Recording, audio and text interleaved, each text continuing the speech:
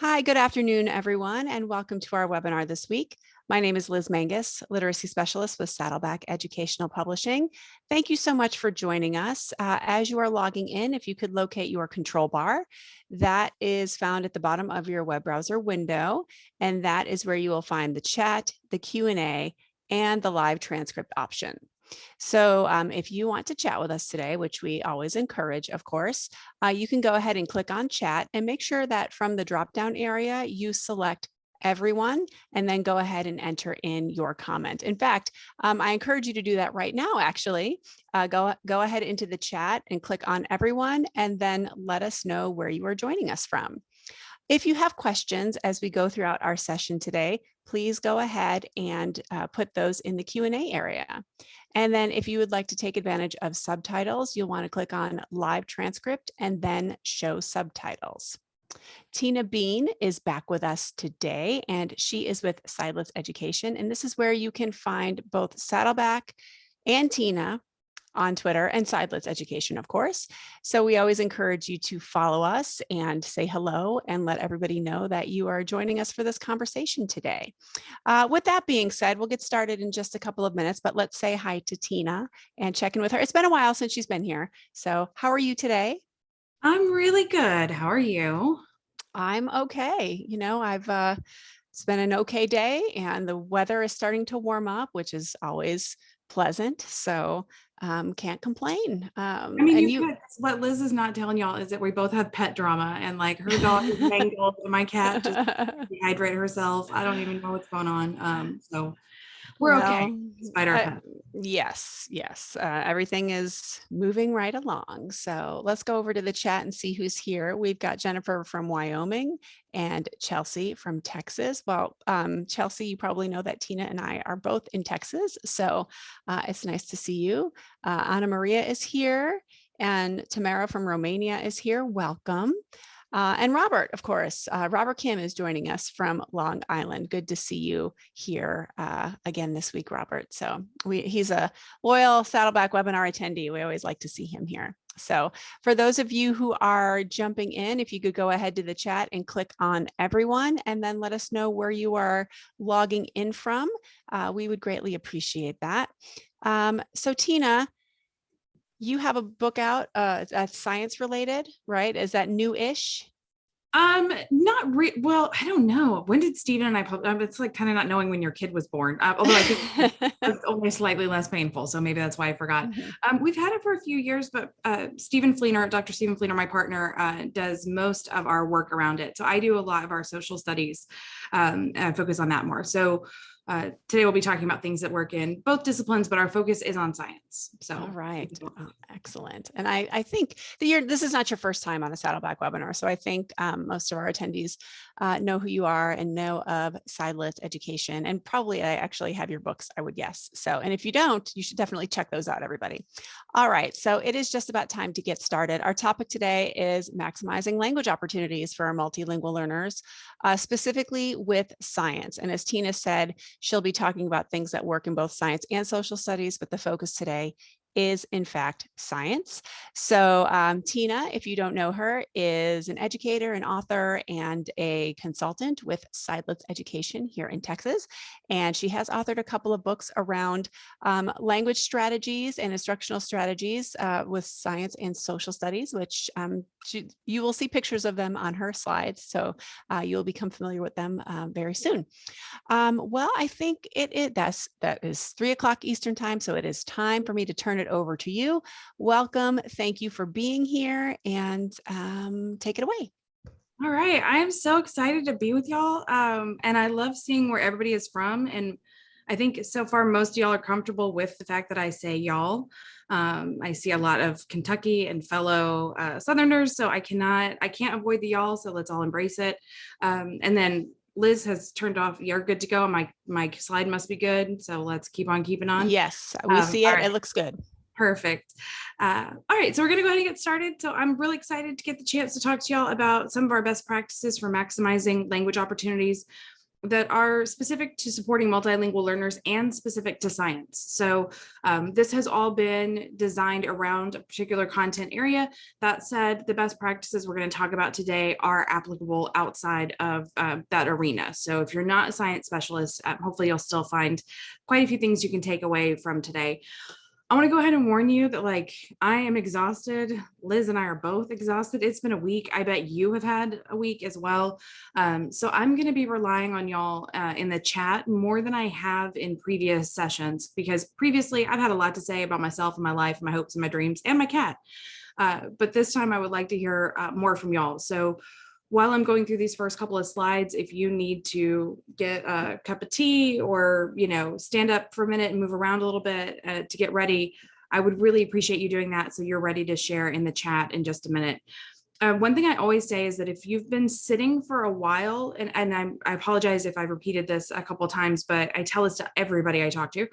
If you've been seated for a while, you'll begin to have the blood from your body pool in the back of your legs by your hamstrings. So if you've been sitting in this chair waiting for this webinar to start since your previous Zoom meeting or whatever else you had to do today, I encourage you to stand up and move around for a minute and restart that process, because the more the blood pools at the back of your legs, the more your brain releases melatonin. And what I have to say, I hope that I've crafted it to be pretty interesting, and there's some clip art that I spent a minute on. So I hope that'll hold your attention. But if you find yourself starting to waver or not being able to participate as much in the chat as you would like, stand up and move around, because your brain might be working against you. This is what I promised you today. So this is a whole lot of words about a whole lot of stuff that basically talks about how can we get our students, multilingual or not, to engage in our science concepts and content, even when they're growing in their linguistic prowess, and even when they're not fully confident in themselves as scientists and as thinkers and as writers and as readers. How can we still get them to engage in this awesome collaborative process of cultivating their own understanding of how the world works? And that's a big, heavy question to ask, but it's a really important question to ask, because at the end of the day, our goal in science is to get kids to become thinkers and to have them question the world around them and be open to the idea that things may not be exactly as they seem. And that's really scary. So it's important that our classrooms be a safe place for them to do that. And that's what we're going to focus on today. All right. Liz makes me do this slide. It's about me as a person. Couldn't be less important for your life. I live here. I grew up doing this. And so that puts me at this part of the state, right in the middle, early Texas. It was very isolated, very rural, and yet somehow my 5th grade teacher was still here for the last webinar. So you just never know when you're going to find people. And I can usually tell if I meet you in real life, because I can tell that we share genetic material, and I can identify that, oh, you're from the Jenkins clan or whatever. So I grew up in a very isolated and rural environment, but somehow became a bilingual teacher, and that's a whole long tale. But the gist of it is all of my language learning was done in an academic setting. So all of my language was, it was intentional study, and it was not a simultaneous or immersive experience until I did a study abroad in college. So when I became a bilingual teacher, I had Spanish skills, but they were all academic. And my students had Spanish vocabulary that was all different from different parts of the world. And so for us to construct knowledge together was also a linguistic battle as well, right? And to decide how we say one thing, or to understand each other's references. So all of those challenges ended up culminating in a couple of resources that I've created while I've been working with John Zeidlitz and the team at Zeidlitz Education, where we've created some strategies and a couple of resources full of these strategies where you can make your social studies or your science content comprehensible to all of your students. How do we scaffold the language without having to change the content? Because the ideas that we are discussing, the standards that our students are held to, we don't want to change those. We just want to make sure that language isn't the barrier that prevents our students from being successful. So the good news is I survived being an alternatively certified teacher with absolutely no experience in teaching, who thought it was going to be an easy job because I didn't know any teachers and had no experience whatsoever. I don't know if I mentioned that enough times yet, but didn't know what I was doing, and that naivete cloaked me and saved me in the beginning. But now I get the opportunity to share mostly my mistakes, like the really dumb things I did, like telling a room full of kindergartners to go find a partner with a birthday at a different month than them. things like that. I like to just mostly focus on my mistakes because commiseration makes us all feel better. But now I get opportunities, like I got to present at the National Association for Bilingual Education Conference in New York recently. And the reason I'm smiling this big in this photo is because one, my session is over, and two, I'm about to spend 2.5 kid-free days in New York at the end of the conference. And so that is why I look like the woman who just won the lottery. So I'm really grateful for the opportunity to be with y'all today, and for our friends at Saddleback that we love to partner with, to share some of the strategies and stories and resources that we use at Sidelets, and hopefully to give you some ideas or validate some ideas you already have about supporting multilingual learners in science. Okay, so when we talk about maximizing language opportunities, I tend to focus on two different areas. If we really want to create an environment where our students maximize their language and grow as much as they can in any given time period, in any given lesson cycle, then one thing I have to do is inspire my kids, because they're not going to learn just because I tell them to. The cool thing about science is it's actually really cool. It's fascinating. The world is incredible. And if we can tap into that, we can inspire our kids and cultivate a love of science, that the language will follow, right? Because they'll want to learn and they'll want to be able to talk about what they're doing. So the inspiration is the key component. It cannot be just because we study it because we study it, but why? Why should we be interested in science? And then inspiration is not enough. We can get kids all fired up and we can fill them with a love and wonder for science. But if they can't engage with it, if they can't give us back what they're thinking and tell us what the course is, what it's doing for them, what impact it's having on them, if we haven't prepared properly with things like our sentence stems, or structuring our activities so that the reading is comprehensible to all of the students, if that preparation's not there, then that inspiration is just going to turn into frustration. So it's really important that we have both components. I don't need to spend a ton of time on the inspiration piece. We're going to talk about this just for a second. Mostly today, we're going to focus on the preparation piece.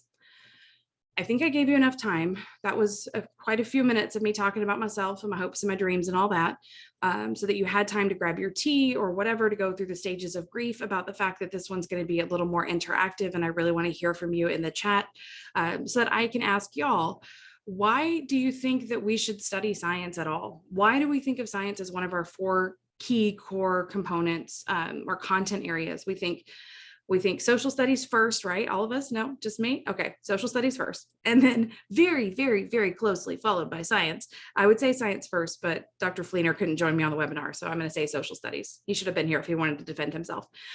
So the science and social studies, and then we've got math and we've got language arts too. So of those 4 key areas, we devote a significant amount of time to science. I mean, more than we do to art, more than we do to any discipline that students have to choose as an elective. Why does science merit that study? So if I just asked y'all that question, what if you're not sure what the word compulsory means? What if nobody's ever used merit as a verb for you before? Or what if you've only seen study as a verb? Even in science class, it's really important that we take a second to break down language before we go into our content, because we want to make sure that students aren't unable to participate just because they didn't understand the language. If the language itself is a barrier that prevents students from participating equitably in school, then not only is that unethical, that's illegal. It's really important that we make it comprehensible for our kids. So let's just take a minute and break down the language piece. Right? I'm going to give you stems for sure. We want students to have our stems, but that's not enough. We've got to break down the language as well. So let's talk about what compulsory is. Attendance is compulsory. Taxes are compulsory. So what does that mean? It means you're forced to do it, right? We don't have to go into super detail, but we just want to take a minute to talk about the language.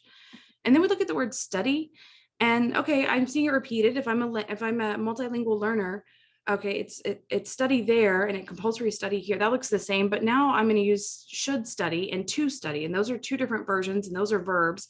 So maybe I want to note that differently and have a quick conversation about verb tenses, just real quick, nothing scary, not getting way too far into the ELA teacher's territory, but just a moment to talk about language and how we use words differently in different parts of speech. It also helps you, if you are a science teacher, for your kids to know that you have more than one skill, right? You're not just the science guy. You also know about nouns and verbs. Like, you're a real Renaissance man. That's awesome. We want to celebrate that. What we don't want to do is have your kids think that only the teacher who teaches ELA can read and only the teacher who teaches math can do math. which happened to me once when I was partner teaching. And one of my kids said, "How come we only read with you and we only do math with our other teacher?" And I said, "Oh, honey, that's because your other teacher can't read." And she said, "Oh," and I was being sarcastic, which is why I wasn't meant to teach elementary school. And I figured that out very quickly. But I said, "He can't read." And she said, "Oh," and then I thought, wait a minute, are they not reading at all in there? Like, we really need to integrate some of the reading into the content areas. So show your kids that you know how nouns and verbs work, what I'm saying, and support all of us who are helping kids to acquire language. All right.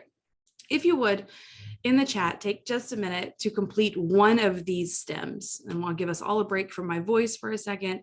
Would you respond in the chat, please? Why does science merit compulsory study? Why should we study science? And I'm going to be quiet for a whole minute. It's going to feel like you've had 3 birthdays. If you get done and you don't know what to think about, you should know my birthday is March 14th. You can think about what to get me. So I'll give everybody just a minute. If you would respond in the chat, please complete one of these stems.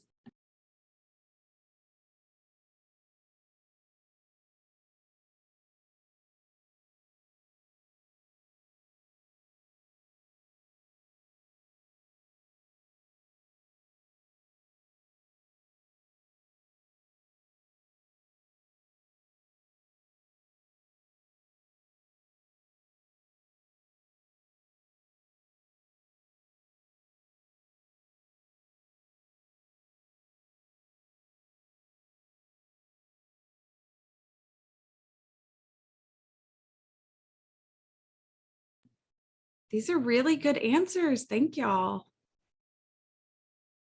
These look really good.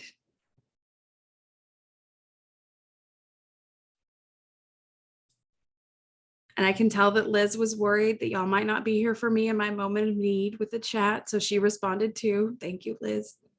Mr. Kim, thank you. Appreciate it. Oh, great options. Okay, so if this was a more interactive session, or if this was my own classroom, what I would ask you to do at this point is read through all of these responses individually and then choose which response you would read out loud. And it has to be somebody else's, which idea you would amplify, and have a student randomly chosen to read out somebody else's answer. So if I read out somebody else's answer, a couple of things happen. One, I had transferred that thought that I didn't have. I transfer that thought from one part of my brain to another because I take it from just receiving it to expressing it. I also have the experience of sharing someone's idea that's not mine and realizing that I can express an idea without adopting it. I can say, Sarah thinks such and such. I don't agree with her, but here's what Sarah thinks. And that doesn't mean that I have to internalize that thought. I'm also building respect and camaraderie and just a nice classroom climate where we celebrate each other's ideas and say, oh, the way this person thought about it was different from how I thought about it. So I would encourage you at this point to take that step and just go back through these awesome responses just for a second and think about, if I was going to randomly choose somebody, which idea, and it was you randomly chosen, which idea would you share out? So I'm going to pause just for a second and let y'all read through each other's responses. All right.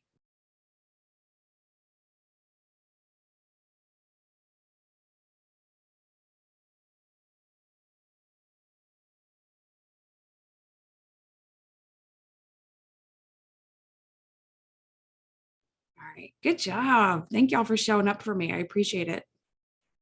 I'm a very skeptical person. It was hard for me to trust that was going to work, and it did. So thank you. All right. I know I'm really pushing my luck, but I'm going to ask for another response right away. And I know I'm getting greedy, but I had a feeling maybe you would show up for me. So if you would complete one of these sentences as well. Why do multilingual learners deserve linguistic accommodations in science? Why do multilingual learners deserve linguistic accommodations specifically in science? And I've got a few stems here you're welcome to choose from. You're also welcome to use your own language as long as you respond using a complete sentence. All right, so give everybody just a minute to do that. If you would, go ahead and complete one of these stems or use your own. Totally up to you, as long as you respond using a complete sentence. And then I'm going to let you rest. I'm going to talk for a long time.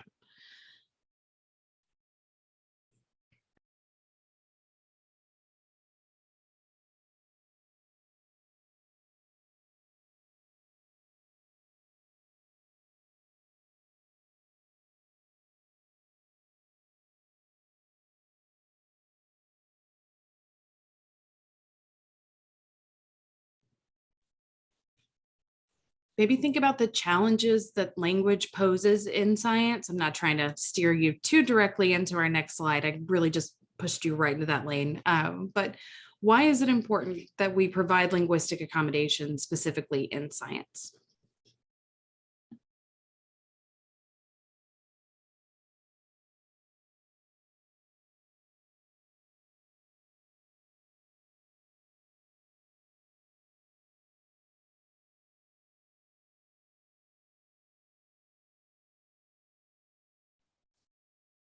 So I'm just going to really quickly call out a few verbs that I'm seeing or phrases that are standing out to me. I'm seeing words like accessible or access. I also see accelerate our language to attain and use specific vocabulary as scientists. So this is not language that students are just going to stumble upon, right? We have to be intentional in how we teach the language of science because it poses its own special challenges and we need to be cognizant of that because no one else is going to teach your kids how to write like a scientist.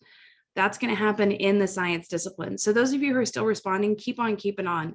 I would love for this chat to just keep running throughout the webinar. Even as I'm talking, keep talking amongst yourselves and amplifying what you're hearing from one another. I highly encourage you to do that. Okay. So I just want to give kind of an overview real quick of where we're going with the challenges posed by language, and then we're going to get into specifically exploring a couple of these supports. So one of the challenges posed by the language of science is the academic vocabulary is often cumulative.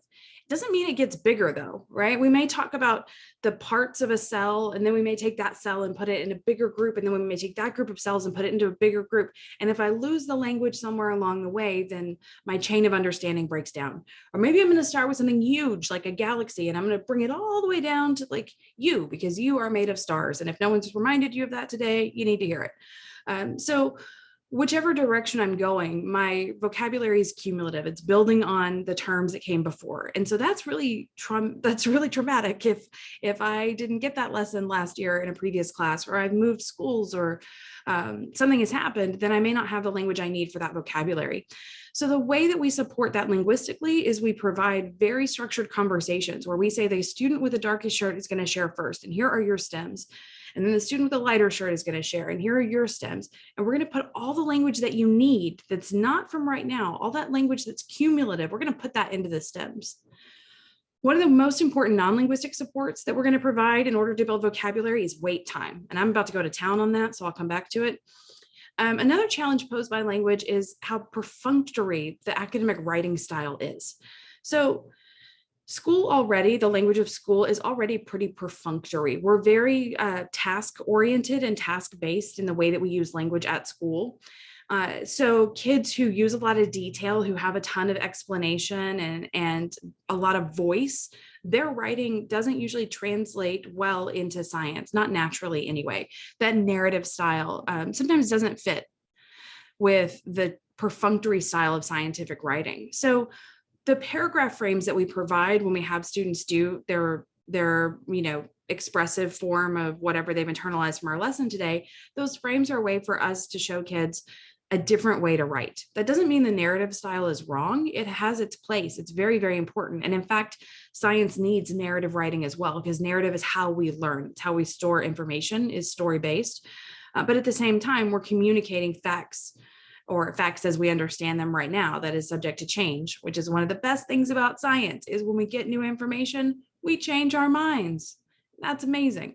And another ways that we support that writing, besides just the frames themselves, is a non-linguistic support, and that comes in the form of visuals. And that's super, super, super important. Okay, so let's talk about that. Let's talk about maximizing language opportunities during that academic vocabulary instruction piece. So when we're directly teaching academic vocabulary, we're going to support students through wait time. Wait time is going to be the biggest way we're going to support students. And here's why. When I have an appropriate amount of wait time, which is a minimum, bare minimum of 10 seconds, you're going to feel like, again, you had several birthdays, but 10 seconds is no time at all. 10 seconds gives me the opportunity to separate my thinking from my responding. So if I know I'm going to have think time before I have speak or write time, then that means I'm allowed to think in any and all language that's in my brain. And that opens up so much more possibility for curiosity and inquisitiveness and deeper thoughts, because I know that my thinking is separate from my responding. But if the teacher is just asking me, what is such and such, then I need to think, and it's going to be right now, I need to think in that target language. Otherwise, I can separate it and I can think in my whatever is in my head in whatever way I'm connecting to this topic and still have time to prepare my response. So wait time is incredibly important for multilingual learners. It benefits all kids and it benefits you too. During that wait time, I encourage you to take 3 to 5 very deep breaths. A couple of things will happen when you do that. If you can spend that wait time really inhaling and exhaling deeply, then your students will start to do it as well. They'll copy you, and it's really cute, and it makes you feel your power, and that's nice. But they'll copy you, and they'll deep breath in and out, and then we're flooding ourselves and our brain with oxygen, and we're taking a moment of Zen, and that might be enough to get us through the day. So during that wait time, take a few very deep breaths, remind yourself why you do what you do. And if you need to, how many years it is till retirement, I don't know what kind of day you're having, take those breaths, but give kids that wait time. And while they're thinking, they can write down if they want, whatever they want to. So it doesn't mean think time can't be writing, but there's a separation between the thinking and the responding. That's super, super, super important. I think that's the most important thing I'm going to tell you all day. So if you got somewhere to be, go ahead. Now's the time to go. The other thing I want to talk about with vocabulary is visuals. So the dual coding theory states that the best way, and I love this visual for visuals, right? The best way for us to store information is to have a linguistic and a non-linguistic representation at the same time. So we have to have both, not necessarily achieve them at the same time, but to have both. So one understanding is language-based and one is not tethered to or dependent on language. And that is the best way for us to retain information. The good news is that is super, super helpful when we talk about word walls. Word walls are all over for science. I don't have to sell you on this.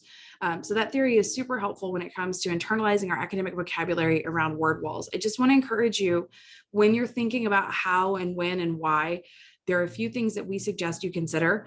How many words do kids really need? How big are those words? Big enough for kids to be able to see from any point in the room? That's part of the placement and the functionality as well.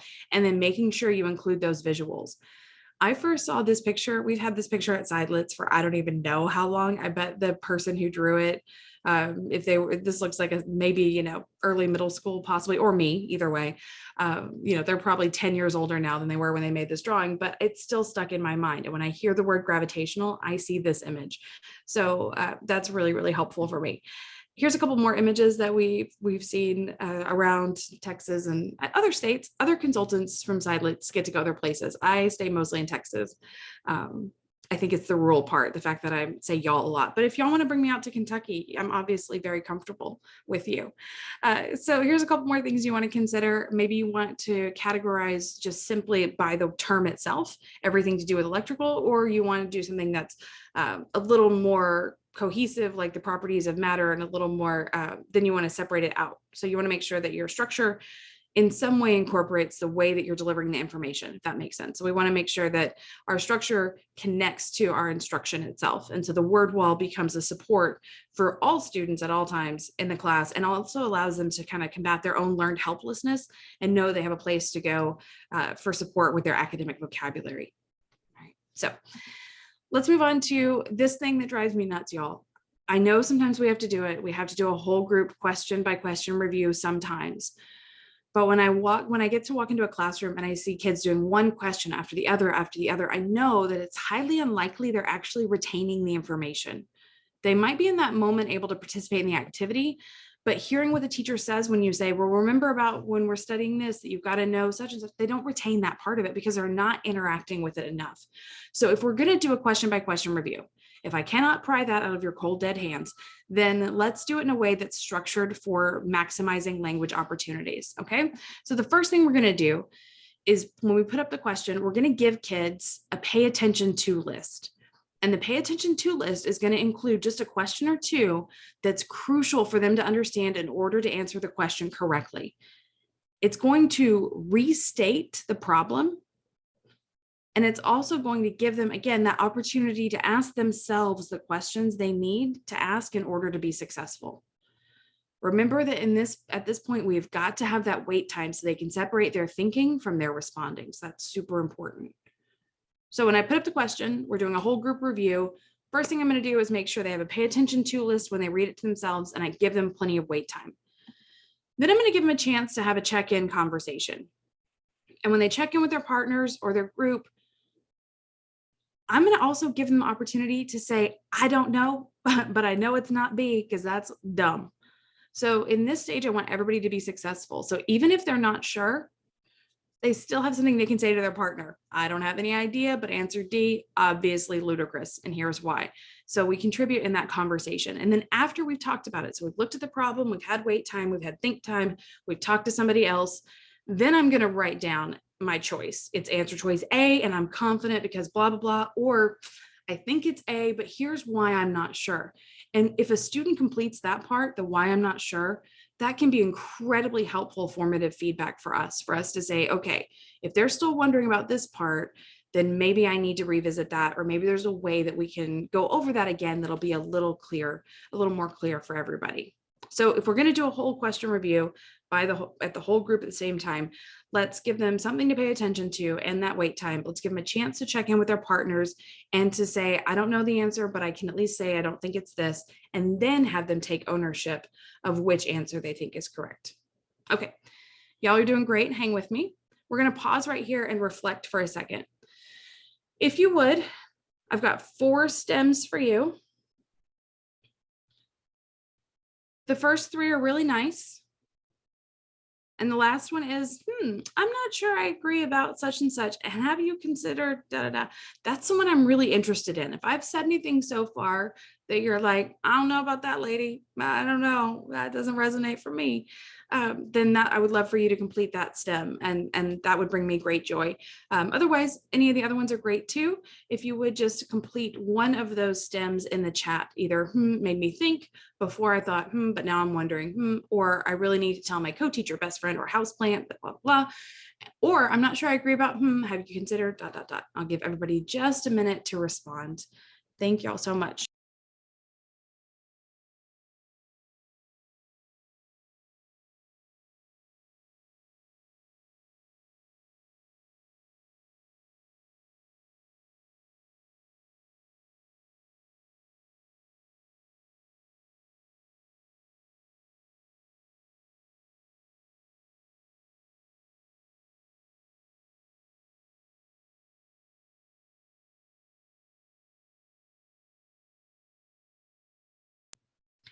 All right.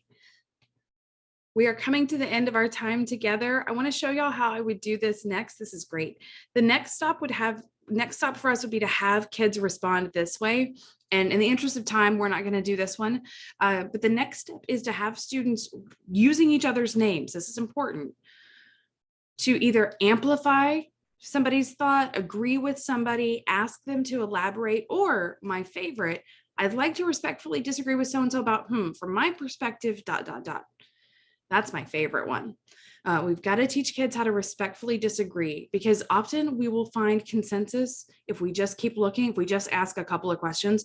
Y'all don't have time for a story about my personal life, but this morning I had an appointment with a new healthcare provider. And from the minute we walked in together, I was like, we don't have much in common. And it took me several conversation starters to find something that we could agree on. And by the end of our appointment, even though we were completely different people, we agreed that Harry Potter is amazing. So having grown up on the books, we can agree on that. And then she loves the movies and I don't, so we diverged again. But we had that moment where, okay, this is the thing we have in common. And we have to respectfully disagree with each other in order to find those ways in which we agree, and to not get bogged down in those parts where we might have different ideas.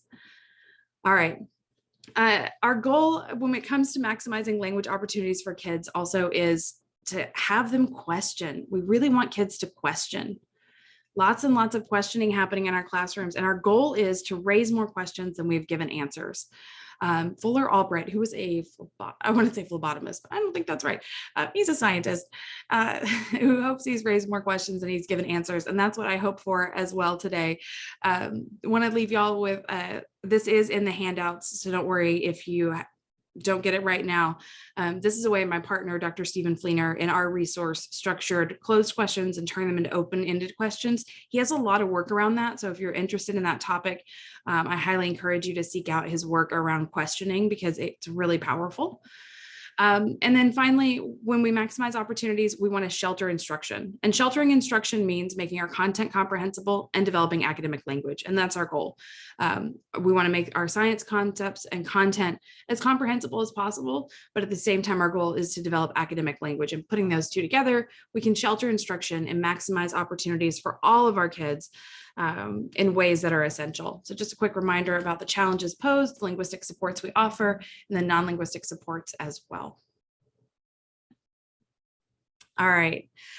If you want to talk about this further, you can find me on the interwebs and occasionally twice yearly on Twitter. I tweeted about this session, so I will see you guys again in 6 months. Thank you all so much. You're not going to tweet tonight about this session again? No, I'm not. You are Twitter shy. I will, in the middle of the night, 2 months from now, read through all of these and want to heart them, but not want to bring them back up in people's feed and be very conflicted. So that is a move. That's my move. Well, you know what? I respect that. So thank you, Tina. Let me share my slides here so we can tell everybody who's coming next week. So next week's webinar will feature Emily Francis, and we're going to talk specifically about getting our newcomers to produce writing. Emily is a teacher and she works with newcomers every day, high school newcomers.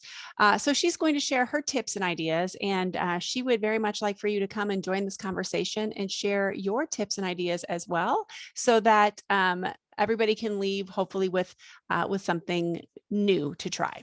So that is next week. Note the time change. We are starting 1 hour later next week, but we hope to see you there. You can register on our website, or when you get the email, you can register through the email as well. Just please know, we always like to remind everybody about the latest and greatest Saddleback library. So this one is Go SEL. This is our tween SEL library. I did a webinar on this one a couple of weeks ago, kind of outlining why it's so great and what's included. This one is very cool, so please check it out. And if you have questions, reach out to me. I will be happy to send you some samples and give you all the information you need. All right, let's go to the chat and the Q&A, make sure we got all the questions. I feel like there's only one we didn't get to, and it was one at the very beginning. And I think you sort of addressed this throughout the content today, Tina. And this is Robert's question about the role of sentence stems and the role of writing is thinking, that what role that can have for vocabulary, sentence, and text development and academic language learning. And I feel like you did address this because the role of sentence stems, I think, was pretty prominent in your content today. So, and then he also in the chat was bringing up QSSSA and a few other strategies, which are you may not have directly hit on, but are certainly related to this topic. So I just wanted to give you an opportunity to kind of add anything to that. Absolutely. The only thing I would add to that is the way that we can use STEM specifically to build language is to be really intentional about using whatever our proficiency level descriptors are in whatever state that we're in, using those expectations to guide your STEMs. So when I'm targeting a STEM toward a student who's at intermediate and almost advanced levels of proficiency, then I want to make sure their STEMs have uses of past tense, and we're starting to bring in some adverbs, and I want to maybe have some subjunctive clauses at the beginning of the sentence and not just go subject, verb, thought, subject, verb, thought. So the role of STEMs in building language in that way is we can use those STEMs to help students kind of, we can scaffold and structure and kind of guide their language development in the ways that we know is going to be measured on their language assessment. Perfect. Thank you so much. And let me just quickly check the chat one more time. I think we've got everything. A lot of great comments in the chat about how great and quick and practical this webinar was. So big thanks to you, Tina, for joining us today and sharing your expertise. Thanks to everybody for joining us. And please do register on our website for next week's webinar with Emily Francis. And we hope to see you there. All right, take care, everybody. And thanks again, Tina. We'll see you next week, everybody. Bye.